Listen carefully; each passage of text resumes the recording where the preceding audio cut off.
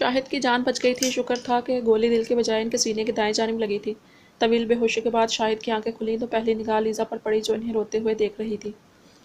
Daddy نے جاگتا دیکھ کر لیزا نے ان کے سینے پر سر رکھا اور پھوٹ پھوٹ کر رو دی۔ شاہد نے کمزور سا ہاتھ اٹھا کر لیزا کے سر پر رکھا۔ میں ٹھیک ہوں میرا بچہ، شاہد نے نرمی سے کہا، لیکن لیزا نہ تو رونا بند ہوئی اور نہ ہی ان سے دور ہوئی۔ عظم مسکرا کر اس کے پاس آیا اور اسے کندھوں سے پکڑ کر شاہد سے دور کیا۔ وہ ٹھیک ہے میری چوزی، ریلیکس کرو خود کو، عظم نے اسے اپنے ساتھ لگائے ہوئے محبت سے سمجھایا اور اسے بہلاتا اپنے ساتھ باہر لے گیا۔ شاہد نے اپنے پیروں کے پاس کھڑی آن کو دیکھا جو ان کی رپورٹ ہاتھ میں پکڑے دیکھ رہی تھی۔ آن شاہد کے پکارنے پر آن نے رپورٹ رکھی اور ان کے پاس آئی۔ آن کو دیکھتے ہی شاہد پلکیں بھیگ گئی تھی۔ مجھے معاف کر دو میری جان، میں نے تم سے زیادتیاں کی ہیں، اپنے بابا کو معاف کر دو، شاہد نے اپنے ہاتھ جوڑنے کی کوشش کرتے ہوئے کہا تو آن کی بس ہوئی تھی۔ اب وہ مزید اپنے بابا سے ناراض نہیں رہ سکتی تھی، جنہوں نے اسے بچانے کے لیے اپنی جان تک کی پرواہ نہیں کی تھی۔ آن نے ان کا ہاتھ اپنے ہاتھوں میں پکڑا اور سسک سسک کر رو دی۔ میں نے آپ کو معاف کیا بابا۔ شاہد نے اسے پاس آنے کا اشارہ کیا تو وہ ان کے سینے سے لگ گئی۔ کمرے میں آئے ارشمان نے یہ منظر دیکھا تو وہ مسکرا کر ان دونوں کے پاس آیا۔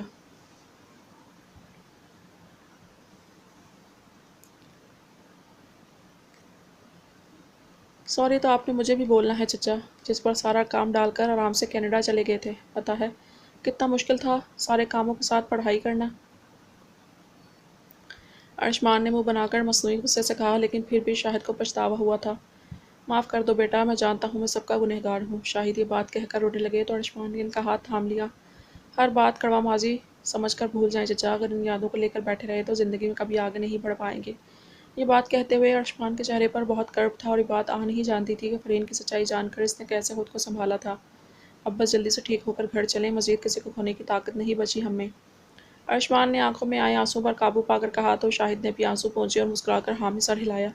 اللہ تم دونوں کو ڈھیروں خوشیاں دے میرے بچوں، شاہد نے آن اور ارشمان کو دعا دی تو آن بھی اپنے آنسو پونچھ کر مسکرا دی۔ ان کی زندگی پر چھائے کالے بادل اب چھٹ چکے تھے، اب ان کی زندگی میں بس سنہری دھوپ سے خوشیاں آنی تھیں۔ فرحین بیگم کے گناہوں کی خبر سب کو ہو چکی تھی۔ عظم نے ساری بات جب اماں بھی اور فرحین بیگم کی بہن نرمین کو بتائی تو دونوں ہی کو بہت افسوس ہوا تھا۔ نرمین بالکل بھی اپنی بہن جیسی نہیں تھی اور اپنی بہن کے کیے گئے گناہوں کا جان کر انہیں بہت زیادہ تکلیف ہوئی تھی۔ شاہد وہ عظم کی بات پر یقین نہیں کرتی، لیکن جب ان کی بیٹی انابیہ نے ہر بات کی تصدیق کی تو ان کے پاس یقین کرنے کے علاوہ کوئی اور چارہ ہی نہیں بچا۔ نرمین ان سب کے سامنے کافی شرمندہ ہوئی تھی، لیکن اماں بھی نے نرمین کو یہ سمجھایا تھا کہ اس میں اس کا کوئی قصور نہیں بلکہ انابیہ کی وجہ سے ہی کنیز اور آن صحیح سلامت تھی، ورنہ وہ تو فرحین کی کالی کرتوتوں کے بارے میں شاید کبھی جان ہی نہ پاتے۔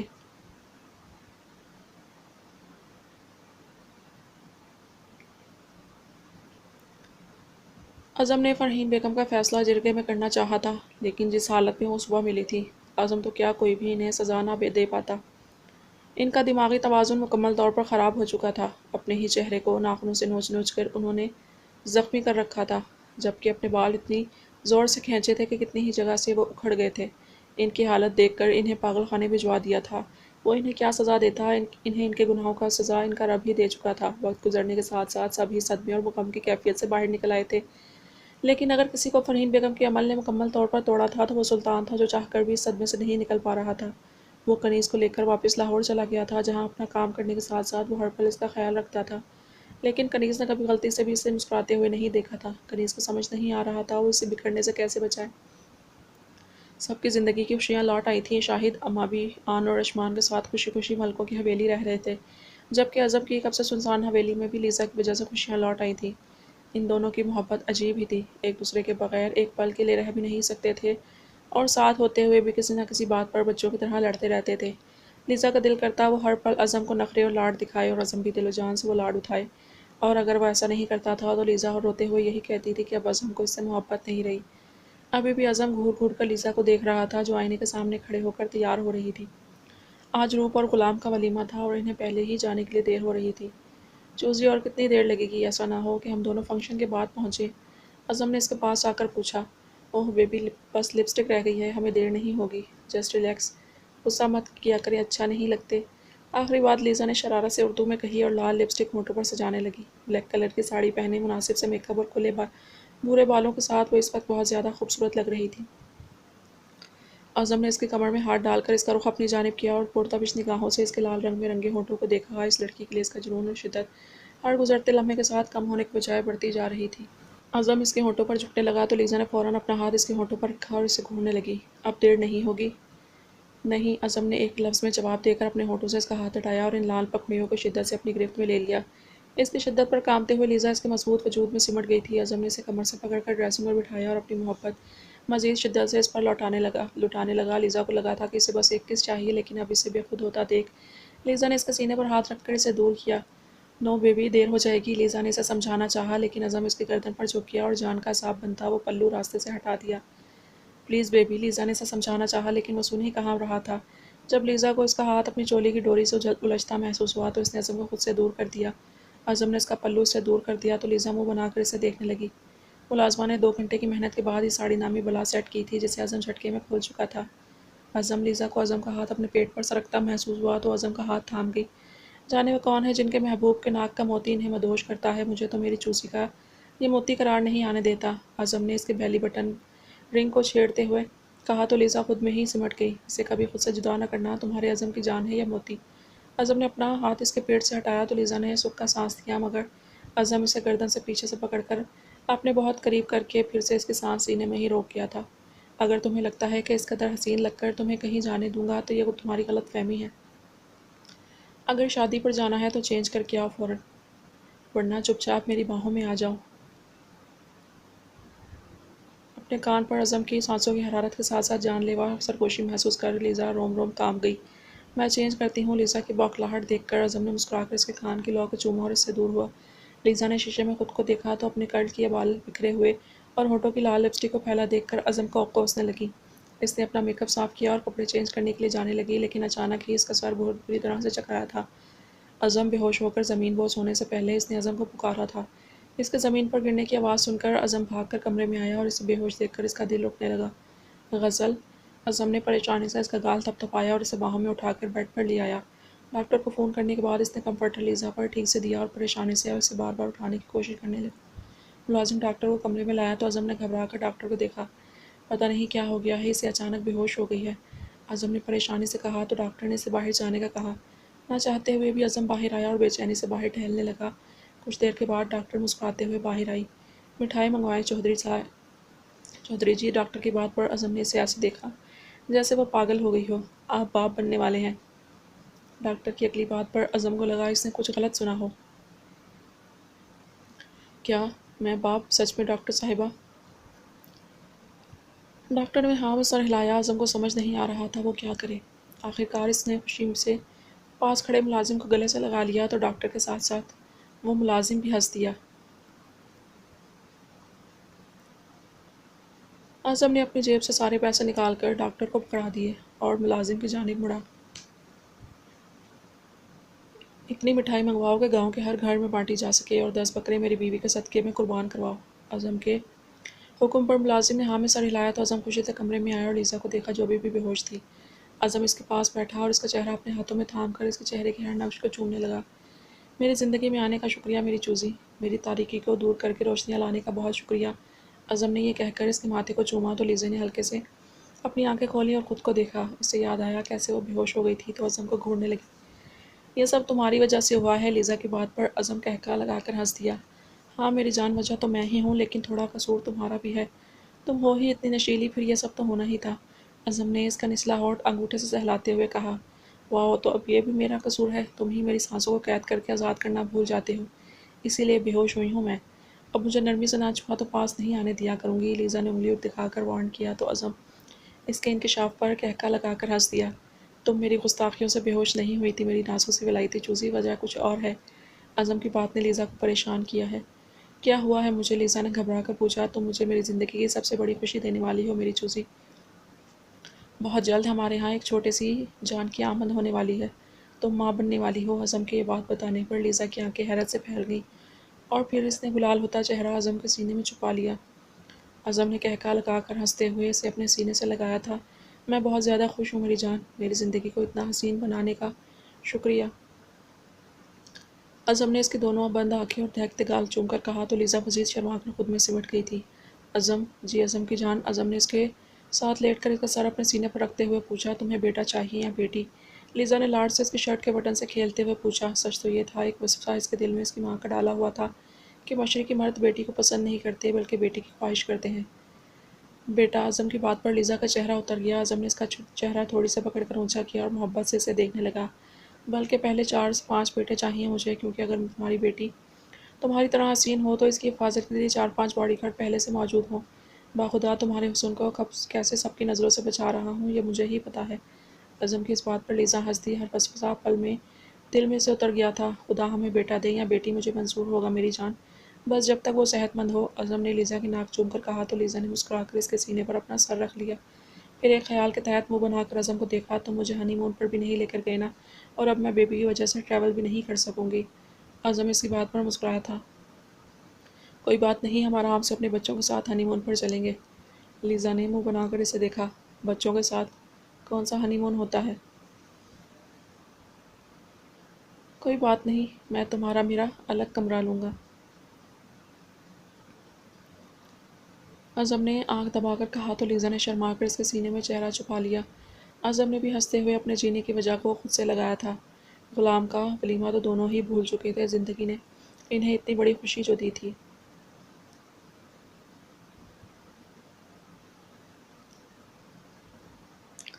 آن اٹھو، ہاسپٹل نہیں جانا، ارشوان نے آن کو اٹھاتے ہوئے کہا۔ آج کل وہ کچھ زیادہ ہی سونے لگی تھی اور اس کی یہ تھکاوٹ ارشوان کو پریشان کر رہی تھی۔ مان پلیز تھوڑا سا اور سونے دینا، میں ہی تو ہاسپٹل کی باس ہوں، کوئی نہیں ڈانٹے گا مجھے۔ آن نے یہ کہتے ہوئے پھر سے سونا چاہا تو ارشمان ہنس دیا۔ وہ پھر آن کو گاؤں والے ہاسپٹل میں نوکری دلا چکا تھا، کیونکہ اس نے یہ ہاسپٹل اسی کے لیے تو بنوایا تھا، اور اب آن کے ساتھ مل کر اس نے ہاسپٹل کا کافی ڈیولپ بھی کر لیا تھا تاکہ ایمرجنسی کی صورت میں ہر ایک کو گاؤں میں ہی علاج میسر ہو۔ نہیں مسز ارشمان ملک، ہاسپٹل کی باس آپ نہیں میں ہوں، اور میرا حکم ہے اسی وقت اٹھ کر ہاسپٹل کے لیے تیار ہو۔ ارشمان نے شرارت سے کہا اور اس کی ناک دبا کر اسے اٹھانا چاہا۔ اگر ہاسپٹل آپ کا ہے تو آپ میرے ہیں، اس لحاظ سے ہاسپٹل بھی میرا ہے۔ آن اتنا کہہ کر پھر سے سونے لگی، لیکن اچانک ہی اس کا دل بہت زیادہ متلایا تھا۔ وہ اٹھ کر واش روم کی جانب بھاگ گئی اور اسے الٹی کرتا دیکھ ارشمان اس کے پاس آیا اور اس کی کمر سہلانے لگا۔ کیا ہوا آن، تمہاری طبیعت تو ٹھیک ہے؟ آن اپنا منہ صاف کر رہی تھی جب ارشمان نے اس سے پوچھا۔ پتہ نہیں مان، 1-2 دن سے ایسے ہی طبیعت بوجھل ہے، میں ڈاکٹر سمرا سے چیک اپ کروا لوں گی۔ آن نے برش پر پیسٹ لگا کر منہ میں رکھتے ہوئے کہا۔ کیسے کیسے چیک کروا لو گی؟ میں ابھی ڈاکٹر سمرا کو گھر بلا رہا ہوں، اور تمہاری طبیعت ٹھیک نہیں تھی اس لیے تم ہاسپٹل نہیں جا رہی، ارشمان نے حکم دیتے ہوئے کہا اور باہر آ کر ڈاکٹر سمرا کو کال کرنے لگا۔ کچھ ہی دیر کے بعد ڈاکٹر سمرا وہاں آئی تھی اور آن کا چیک اپ کرنے لگی۔ مسٹر ملک، آپ ذرا باہر جائیں گے، ڈاکٹر سمرا نے ارشمان سے کہا تو ارشمان کمرے سے باہر چلا گیا۔ اسے اماں بھی پریشانی سے اپنی جانب آتی ہوئی دکھائی دی تو ان کے پاس چلا گیا۔ کیا ہوا ارشمان؟ آن کی طبیعت تو ٹھیک ہے؟ اماں بھی نے پریشانی سے پوچھا۔ اماں بھی آپ پریشان مت ہوں، کوئی مسئلہ نہیں، بس احتیاطاً ڈاکٹر کو چیک کروا رہا ہوں، ارشمان نے انہیں سمجھایا۔ تبھی ڈاکٹر سمرا نے دروازہ کھولا اور مسکراتے ہوئے انہیں اندر آنے کا کہا۔ ارشمان اماں بھی کو اپنے ساتھ لگاتا کمرے میں داخل ہو گیا۔ کیسی بات ہے نہ مسٹر ملک، آپ کی بیوی ڈاکٹر ہو کر بھی اتنی سی بات نہیں سمجھ سکی؟ سمرا کی بات پر ارشمان نے پریشانی سے آن کو دیکھا جو اپنا دہکتا چہرہ جھکائے بیٹھی تھی۔ She is expecting mister Malik, congratulation, آپ باپ بننے والے ہیں۔ ڈاکٹر سمرا کی بات پر اماں بھی اور ارشمان کے چہرے پر خوشگوار حیرت آئی تھی۔ اماں بھی فوراً آن کے پاس آئیں اور اس کا لہو چھلکاتا چہرہ پکڑ کر چومنے لگی۔ خدا تمہیں ڈھیروں ساری خوشیاں دے میری بچی، اماں بھی نے دعا دیتے ہوئے پیسے نکال کر آن پر وار دیے۔ بہت بہت مبارک ہو تمہیں ارشمان، اماں بھی نے ارشمان کو کہا تو وہ بھی مسکرا دیا۔ میں یہ خوشخبری شاہد کو سناتی ہوں، اتنا کہہ کر اماں بھی خوشی سے دمکتے چہرے کے ساتھ وہاں سے چلی گئیں اور ڈاکٹر سمرا بھی ان دونوں کو تنہائی دے کر کمرے سے باہر چلی گئیں۔ ارشمان مسکرا کر آن کے پاس آیا جو شرما کر خود میں ہی سمٹی تھی۔ ارشمان نے کھڑے کھڑے اس کا ہاتھ پکڑ کر اسے اپنی جانب کھینچا اور اپنے سینے سے لگا لیا۔ اس خوشی کے لیے تھینک یو سو مچ آن، مجھے سمجھ نہیں آ رہا میں کیسے تمہارا شکریہ ادا کروں۔ ارشمان کی آواز میں نمی محسوس کر آن کی پلکیں بھی بھیگ گئی تھیں۔ شکر تو اس پاک ذات کا ہے ارشمان جس نے ہمیں اس نعمت کے قابل سمجھا۔ اللہ تعالیٰ ہماری خوشیوں کو نظر بد سے بچائیں، آمین۔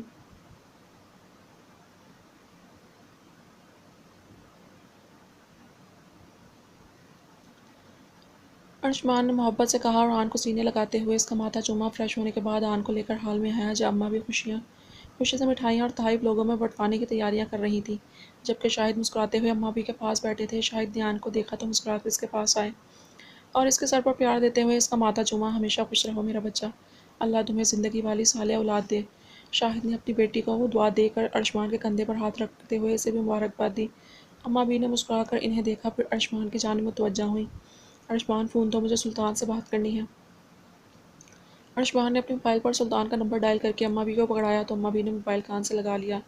السلام علیکم بیٹا، کیسے ہو؟ اماں بھی نے خوشی سے چہکتے ہوئے کہا، بہت بڑی خوشخبری ہے بیٹا، مبارک ہو، تم چچا بننے والے ہو۔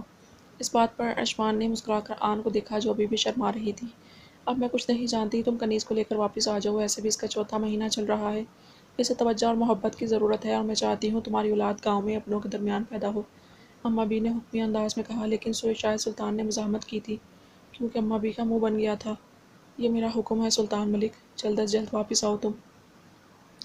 اتنا کہہ کر اماں بھی نے فون بند کر کے ارشمان کو پکڑایا اور مسکرا دی۔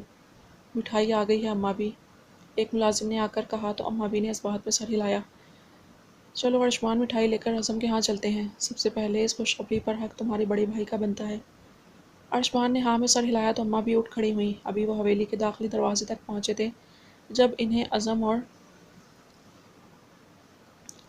لیزا ملازموں کے ساتھ حویلی میں داخل ہوتے نظر آئے۔ ارے ہم تم لوگوں کے پاس ہی آ رہے تھے، خوشخبری دینے، اور تم دونوں یہاں آ گئے، اماں بھی نے انہیں پیار سے دیکھتے ہوئے کہا اور لیزا بھاگ کر شاہد کے سینے سے لگ گئی تھی۔ اعظم نے اس بات پر گھور کر لیزا کو دیکھا تھا۔ تم نے سرپرائز خراب کیا چوزی۔ لیزا نے فوراً انکار میں سر ہلایا۔ کیسا سرپرائز؟ ارشمان نے حیرت سے پوچھا۔ مبارک ہو تمہیں ارشمان، تم چچا بننے والے ہو۔ اعظم کی بات پر سب کی آنکھیں حیرت سے پھیل گئیں۔ شاہد نے لیزا کا چہرہ اوپر کر کے دیکھنا چاہا لیکن وہ اپنا چہرہ ان کے سینے میں چھپا گئی۔ ارشمان مسکرا کر اعظم کے پاس آیا اور اسے اپنے سینے سے لگا لیا۔ بہت بہت مبارک ہو تمہیں میرے بھائی، بلکہ مجھے بھی مبارکباد دو کیونکہ تم بھی تایا بننے والے ہو۔ اس بات پر اعظم نے حیران ہو کر اماں بھی کو دیکھا جنہوں نے ہاں میں سر ہلایا۔ اعظم نے ارشمان کو سینے سے لگا کر مبارکباد دی۔ ایک بار پھر سے دونوں خاندان ایک ہوئے تھے، ایک بار پھر سے ان کی زندگیاں خوشیوں سے چہچہا رہی تھیں۔ اماں بھی کی کال بند ہوئی تو سلطان گہرا سانس لے کر کنیز کے پاس آیا جو کمرے میں بیٹھی چھوٹا سا سویٹر بن رہی تھی۔ سلطان نے اس سے کہا تھا کہ وہ اتنی محنت نہ کرے، کنیز جتنی چاہے ان کے بچے کے لیے شاپنگ کر سکتی ہے، لیکن کنیز نے انکار کر دیا۔ وہ اپنے ہاتھ سے اپنے بچے کے لیے چیزیں بنانا چاہتی تھی تاکہ ان کے بچے کو ان سے انسیت ہو۔ سلطان اس کے پاس آیا اور اس کے ہاتھ سے سویٹر پکڑ کر سائڈ پر رکھ دیا اور خود اس کے پاس لیٹ کر اپنا سر اس کی گود میں رکھ دیا۔ سائیں، کنیز نے فوراً اسے ٹوکنا چاہا۔ یہ نہ تو ان کا رشتہ پہلے جیسا ہوا تھا اور نہ ہی کنیز، وہ بیوی ہونے کا ہر فرض تو پورا کر رہی تھی لیکن سلطان کو اس کے پرانی والی نوری واپس نہیں لوٹا رہی تھی جو سلطان کے لمس پر کترانے کے بجائے شرما جایا کرتی تھی، جو اپنی معصوم باتوں اور شرارتوں سے اس کے ہوش خطا کرتی تھی۔ مجھے اپنی بیٹی سے بات کرنی ہے، اداس ہو گیا ہوں اس کے بغیر۔ سلطان نے اپنا ہاتھ اس کی کمر کے گرد لپیٹ کر اس سے کنیز میں موجود اپنی بیٹی سے باتیں کرنے لگا۔ وہ دونوں نہیں جانتے تھے کہ بیٹا ہے یا بیٹی، لیکن سلطان کو یہی لگتا تھا کہ وہ بیٹی ہے۔ میری بیٹی سے معصوم باتیں۔ اپنی بیٹی سے معصوم باتیں کرنے کے بعد سلطان نے کنیز کو دیکھا جو بت بنی وہاں بیٹھی تھی۔ اماں بھی چاہتی ہیں ہم گاؤں واپس چلے جائیں اور ہماری پہلی اولاد وہیں پر پیدا ہو۔ سلطان کی بات پر کنیز نے اپنا سر جھکا لیا، جیسی ان کی مرضی۔ سلطان نے گہرا سانس لے کر ہاں میں سر ہلایا، لیکن تم کیا چاہتی ہو؟ یہاں رہنے چاہتی ہو یا گاؤں جانا چاہتی ہو؟ سلطان چاہتا تھا وہ اس سے باتیں کرے، اپنی خواہشات کا اظہار کرے، بالکل وہ جیسے پہلے کیا کرتی تھی۔ اس سے کیا فرق پڑتا ہے کہ میں کیا چاہتی ہوں؟ ہمیں وہی کرنا چاہیے جو ہمارے بزرگ چاہتے ہیں۔ آپ بتا دیں ہمیں کب جانا ہے، میں تیار ہو جاؤں گی۔ اتنا کہہ کر کنیز اٹھی اور وہاں سے جانے لگی۔ کنیز، سلطان کے پکارنے پر کنیز اپنی جگہ رک گئی اور پلٹ کر اسے دیکھا۔ کچھ چاہیے آپ کو؟ ہاں، سکون چاہیے مجھے، میری نوری واپس چاہیے، اس کی کھلکھلاہٹ، اس کی معصومیت واپس چاہیے، اس کی وہ محبت چاہیے جس کے لیے سلطان ملک اتنا سب دیکھنے کے بعد بھی زندہ ہے۔ سلطان نے یہ باتیں دل میں تو کہیں لیکن زبان پر نہیں لا پایا۔ کچھ نہیں، میں تمہیں بتا دوں گا کہ کب نکلنا ہے گاؤں کے لیے۔ کنیز نے ہاں میں سر ہلایا اور وہاں سے چلی گئی۔ سلطان واپس بیڈ پر لیٹا اور اپنی آنکھیں موند گیا۔